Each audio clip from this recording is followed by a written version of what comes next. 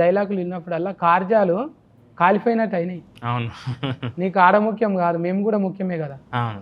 అని అంటది కదా. అప్పుడు మస్తు కోపం వస్తుంది హీరోయిన్ మీద. ఆ, ఆ. నువ్వు వచ్చిందే ఆయనను అది చూసి అదే వద్దంటే ఎట్లా అంటావు నువ్వు, దగ్గరికి రా అన్నట్టు. ఆ తర్వాత ఎట్లా అనిపించింది ఫుల్ మూవీ చూసాక? ఎలా ఇక నీ అంతా నువ్వు సఫర్ దాక్కున్నావు కదా, అప్పుడు మంచిగా అనిపించింది. ఓల్రితేనే జర కోపం వచ్చింది. కానీ తనేగా సపోర్ట్ చేసింది. బట్ ఏమైనా చేసుకోపో అన్నవు చూడు, అప్పుడు నచ్చినవి. అంటే నీకు ఫిలాసఫీ ఎక్కువ ఉన్నది. అవునా? నవ్వుతో మాట్లాడుతున్నావు కానీ టాకీస్లకు పోయినాక మొత్తం ఏడిపిస్తున్నావు.